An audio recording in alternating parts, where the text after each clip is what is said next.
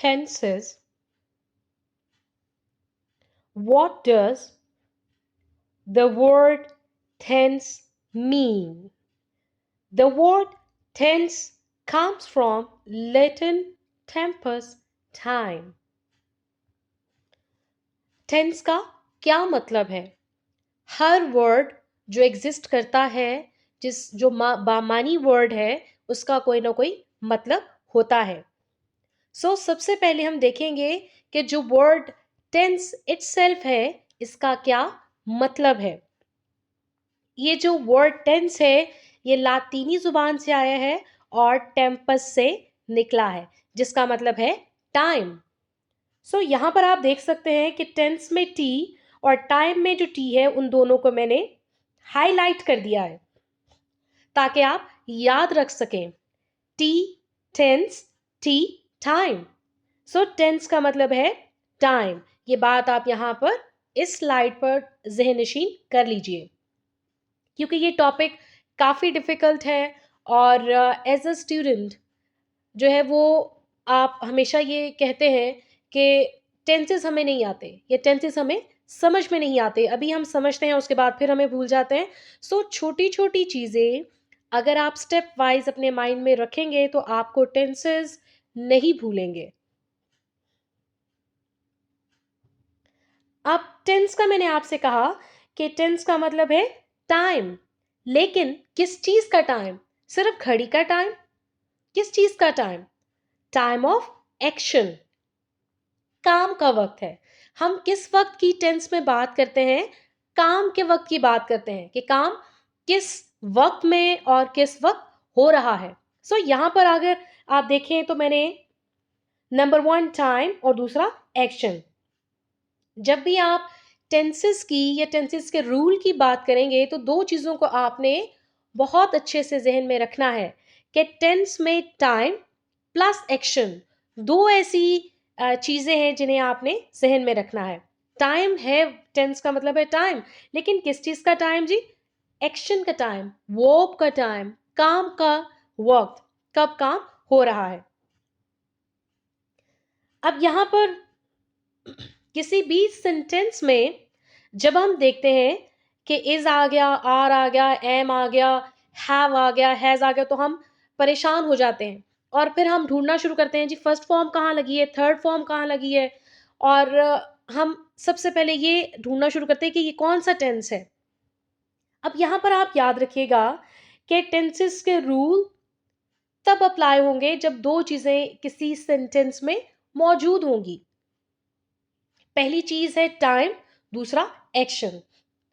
देखिए टाइम जो है वो हर सेंटेंस में लाजमी है कि वो मौजूद होता है या होगा, लेकिन ज़रूरी नहीं कि हर सेंटेंस में एक्शन भी मौजूद हो. टाइम प्लस एक्शन, ये दो चीज़ें हैं. टाइम प्लस एक्शन जो मिलके टेंसेस बनाती हैं या टेंसेस के रूल्स को जो है वो फॉर्मुलेट करती हैं.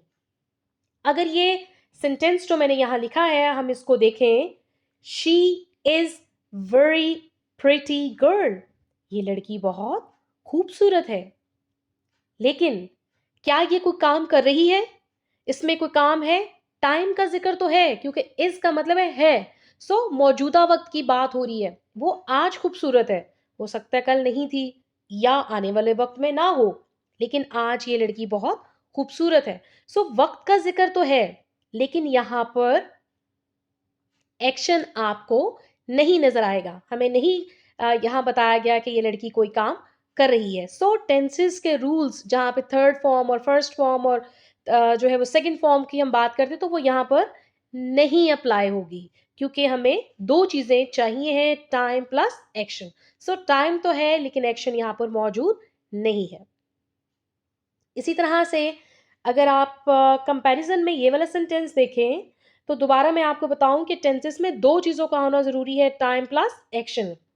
She is singing a melodious song, ये एक खूबसूरत गाना गा रही है. यहां पर दोनों चीजें मौजूद हैं.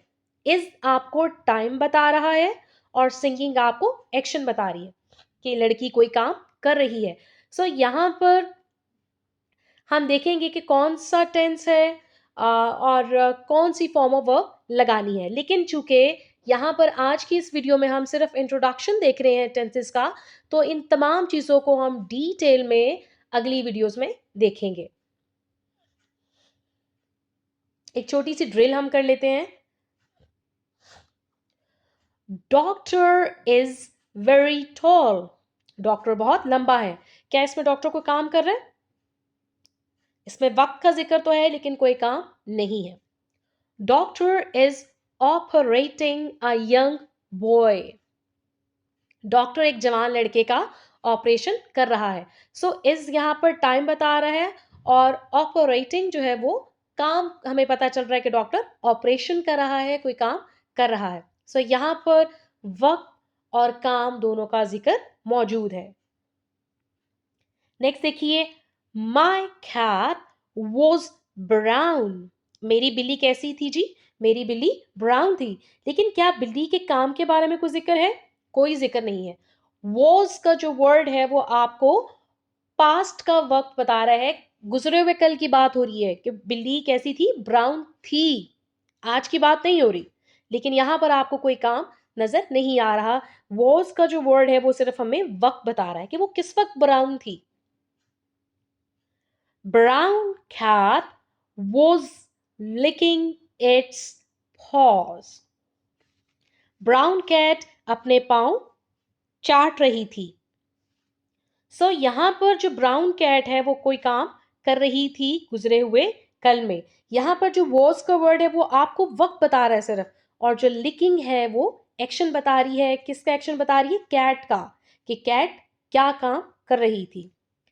They had very big house. उनका घर बहुत बड़ा था या वो एक बड़ा घर रखते थे। इसमें कोई काम नहीं है। क्या? They had already sold their big house. वो पहले भी अपना बड़ा घर जो है वो बेच चुके थे। सो यहाँ पर बेचना काम है, और जो हैड का वर्ड है वो आपको गुजरे हुए कल की निशानदेही कर रहा है। अब यहाँ पर टाइम जो है वो तीन हालतों में पाया जाता है।